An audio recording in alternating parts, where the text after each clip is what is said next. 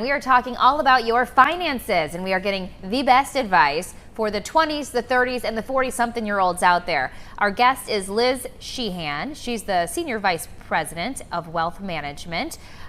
She's going to talk about all life stages. So I just mentioned this age range. So the first question, which, by the way, thanks for joining us, Liz. I hope you're doing well today. So what is the smartest way to invest with limited cash in your 20s? We were just talking about how rent is so expensive, buying a house is so expensive. So what do you do when you don't have very much to work with? Sure, I love this question. I think the first thing that I would recommend that people do if they don't have a whole lot of extra cash is start just by building up an emergency fund. So in the event, there is unforeseen job loss or one-off expense that might come up, they always have more than enough cash on hand to meet their needs. A good general rule of thumb is just to have 3 to 6 months of cash in your bank account, so that you avoid things like debt, interest payments on credit cards, that sort of thing.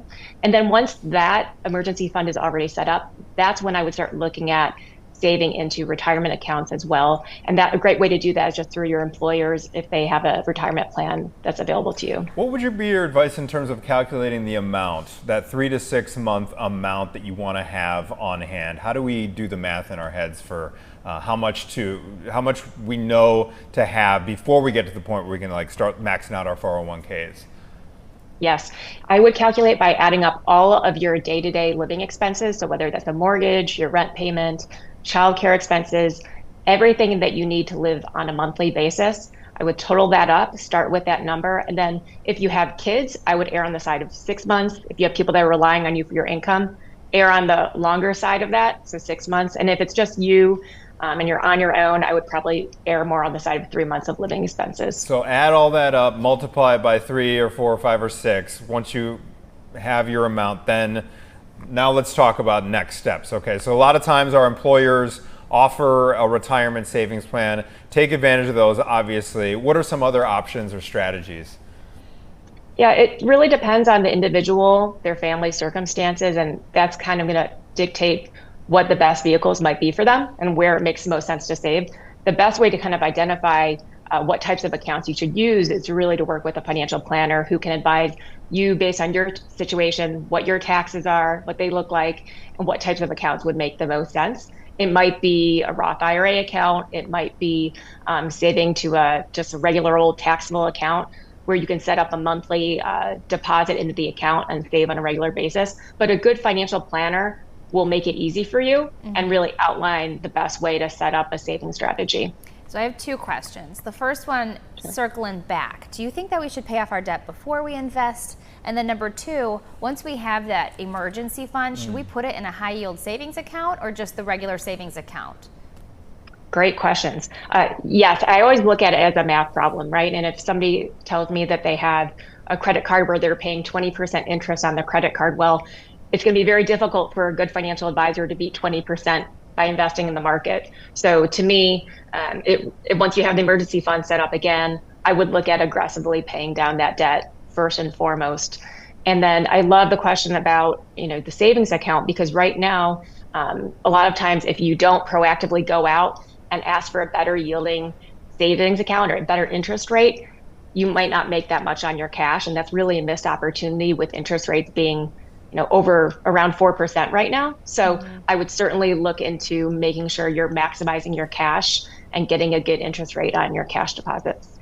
How about savings goals? What would you advise somebody in their 20s to have saved up? I mean, obviously the more the merrier, of course, but given the fact that this is a tough economy, it's a tough job market, any rules of thumb that folks in their 20s should keep in mind when it comes to savings goals?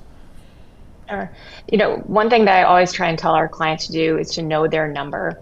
And there are always these rules of thumb in our industry where they'll say, save X% of your income. It really comes down to you and what your goals are, if you're going to be buying a house, if you're retiring early. So there's not really a hard, fast rule of thumb.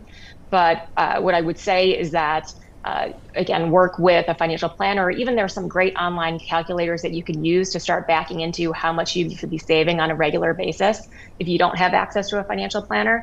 And I would start with that. But what I see a lot of people do, I'll just add on, a lot of people decide what they're going to save after the month is over. So what I mean by that is they see what's left over in their checking account at the end of the month, and then they decide what they're going to save. We have to reverse that and start with saving at the top Yeah. and then spend the money. So that's just one piece of advice I would offer. Oh, that's Too good. easy to overspend. You can set up your direct deposit as well to kind of like automatically go into different pots, right? That's what I do. I advise all of our clients to do that because I don't even know what my checking account would look like with my full paycheck in it. If the money's out of your account, whether it's going to a retirement plan or another individual investment account, if you don't have access to that money, it's like you don't miss even it. see it. You don't feel it. Yeah. Yeah, we do that too with our mortgage and car payment. You kind of just like That's a good pull it idea. out every love time, it. so then it comes Don't out of even that see fund, it. so you always have it. So now we're working into our 30s. So Anthony asked about 20s. If you're in your 30s, maybe you're thinking about having babies. Maybe you have some babies. You still are being pinched. Your wallet's being pinched. Yeah. So if you don't have that much extra to save, do you still recommend that people put money away for their kids' college fund and whatever's left for retirement, or is it the other way around? You save for your retirement first, then you pinch some pennies for your kids? Yes, I see this happen a lot. And oftentimes I'll see individuals save for their kids' futures, often to their own detriment. And I think that's really, really dangerous. So I always advise that make sure that first and foremost, your expenses are covered, your retirement future is taken care of. And of course, if you want to save for your kids' college, I think that's wonderful. I have 2 boys that certainly I want to make sure that they have money to go to college at some point as well. But I want to make sure all of our clients are taking care of retirement first. And again, a good financial planner will create a roadmap to say how much you should be putting into your own retirement accounts versus how much you should be saving for your kids and what's a good balance. But I don't want to see people put their own financial future at risk. Well, I'm not very financially savvy. Will you run us through, Liz, why that is a bad idea to take care of your kids before your own retirement? What's the risk there?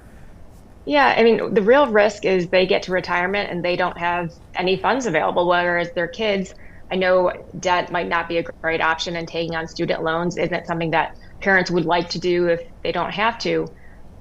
But at least that student has time to work through that and make money and earn their way out of it. Whereas the parents, if they retire, there really aren't any additional levers they can take advantage of at that point in time if they haven't saved enough.